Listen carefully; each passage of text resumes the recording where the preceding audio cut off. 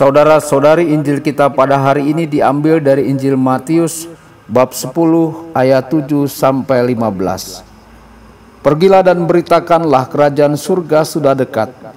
Sembuhkanlah orang sakit, bangkitkanlah orang mati, tahirkanlah orang kusta, usirlah setan-setan. Kamu telah memperolehnya dengan cuma-cuma, karena itu berikanlah pula dengan cuma-cuma. Janganlah kamu membawa emas atau perak atau tembaga dalam ikat pinggangmu. Janganlah kamu membawa bekal dalam perjalanan. Janganlah kamu membawa baju dua helai, kasut atau tongkat, sebab seorang pekerja patut mendapat upahnya. Apabila kamu masuk kota atau desa, carilah di situ seorang yang layak dan tinggallah padanya sampai kamu berangkat. Apabila kamu masuk rumah orang, berilah salam kepada mereka. Jika mereka layak menerimanya, salammu itu turun ke atasnya. Jika tidak, salammu itu kembali kepadamu. Dan apabila seorang tidak menerima kamu dan tidak mendengar perkataanmu, keluarlah dan tinggalkanlah rumah atau kota itu dan kebaskanlah debunya dari kakimu. Aku berkata kepadamu, sesungguhnya pada hari penghakiman, tanah Sodom dan Gomora akan lebih ringan tanggungannya daripada kota itu. Demikianlah sabda Tuhan. Terpujilah Kristus.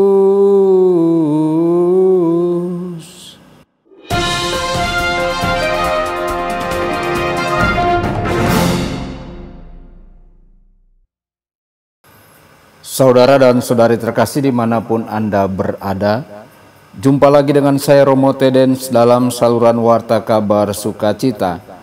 Semoga Anda semua dimanapun berada senantiasa dalam keadaan sehat dan bahagia.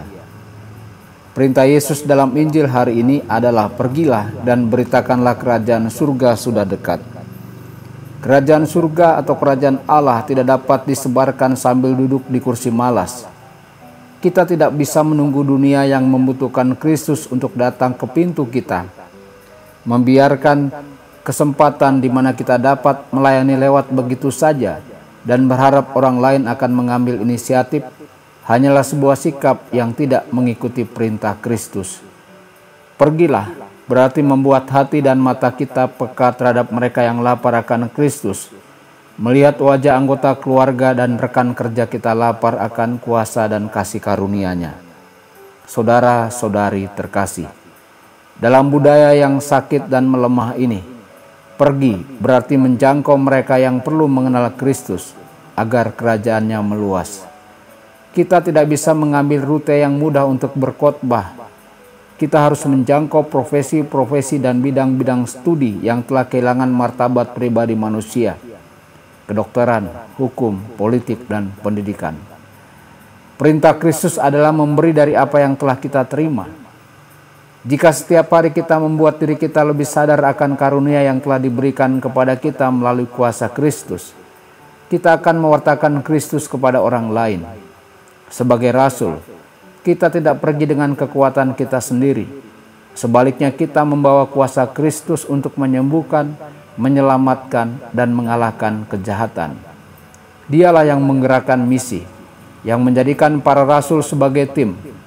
Saudara-saudari, seberapa sering kita menghitung apa yang dapat kita sumbangkan untuk misi hanya berdasarkan kekuatan kualitas kemanusiaan kita.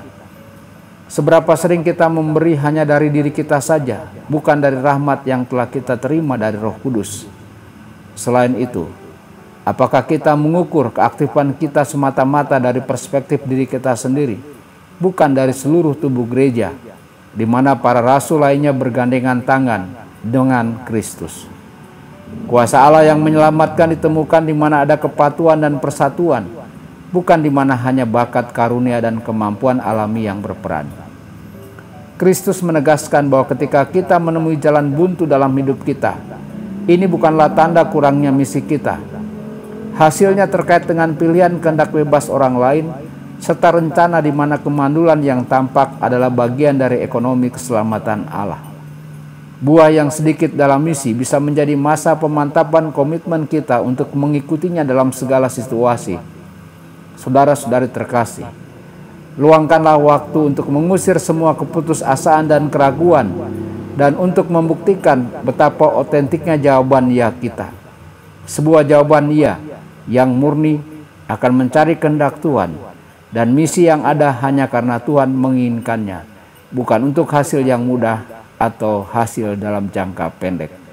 Tuhan Yesus memberkati dan menyertai Anda semua. Sabda Allah adalah kebenaran. Sabda Allah adalah kehidupan. Mari kita mencintainya, mari kita menghayatinya. Ya Tuhan yang ku muliakan, sabdamu